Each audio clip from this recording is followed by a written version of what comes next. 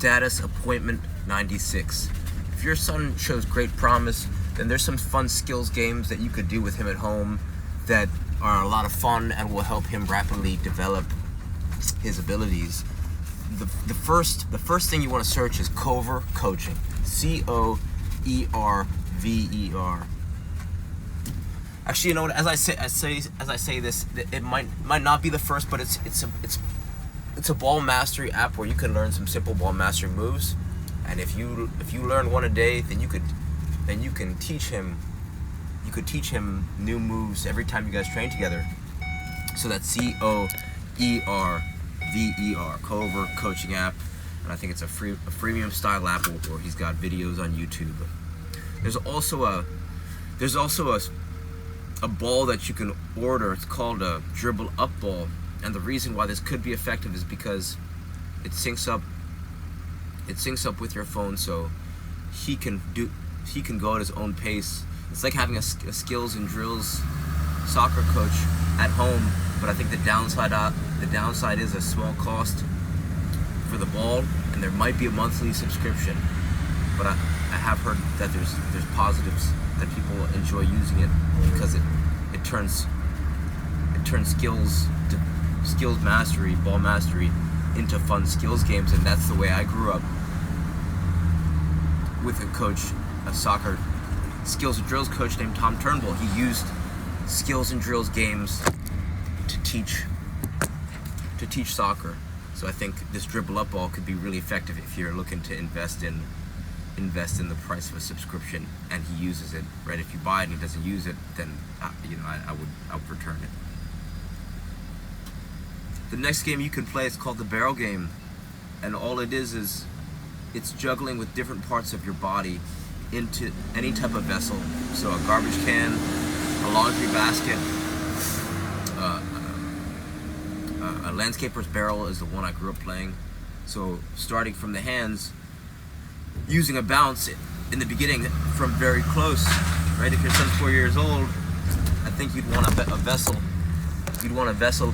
So in my mind, a brute garbage can that you could get from Amazon for $20 or your local hardware store would be a perfect vessel because it's height specific, right? So you could have him stand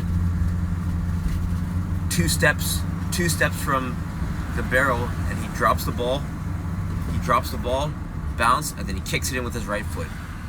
And then you do the same thing for his left foot. He has the ball in his hands, drops the ball, he kicks it with the left foot, and you could be doing this with him at the same time, right? So it's like a fun game.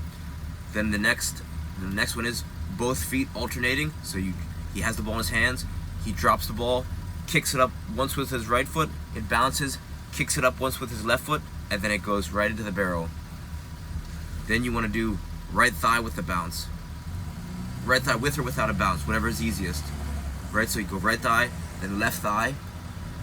Right, so from the hands, it's thigh, thigh in, or thigh in, just to get the repetitions going of what success feels like.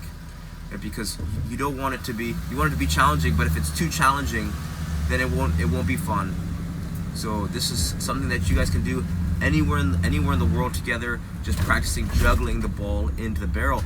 And so what I've been telling a lot of parents and coaches who have players is that the better they improve their own soccer skills, the more effective teachers they're going to be.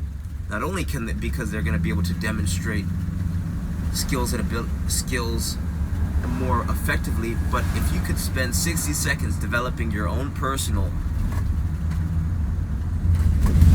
especially juggling abilities. Juggling is something that's so timeless that you can really have a lot of joy. If he's 4 years old, it's basically like the next, whole lifetime of spending that will be fun because you'll be traveling. If he's showing promise at 4, and let's assume that and this is one sport that he really loves, and if you're committed to it, you spend 60 seconds a day, before games, after games, before soccer tournaments, after soccer tournaments, and all holidays and weekends, birthdays that you guys can be playing, you guys can be juggling together, and that's really going to help him. It's really going to help him grow. The next thing that comes to mind is called a SKLZ, solo kick trainer. It's a ball and a rope that allows you to get thousands of touches, right? You can cram months of training into days or weeks, because since it's attached to a rope, you don't spend time chasing the ball, or it doesn't, since it's lightweight, portable, and cheap, you don't need to go to a wall to get touches. You don't need to have training partners around you.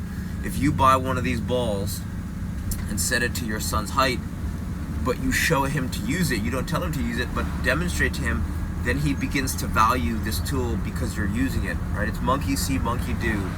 A lot of coaches, a lot of parents, the thing that they get wrong is that they'll buy this for their kids and they'll just give it to them and say this is a great thing for you to use, or they'll say, hey, oh, you should use this to improve your game, but they don't show their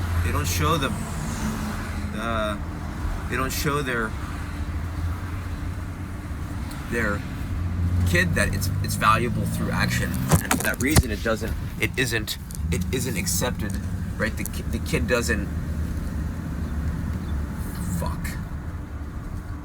but I just took in a wrong turn, which is not good. Oh Lord. Yeah, so it doesn't stick, right? Jesus Christ. So you buy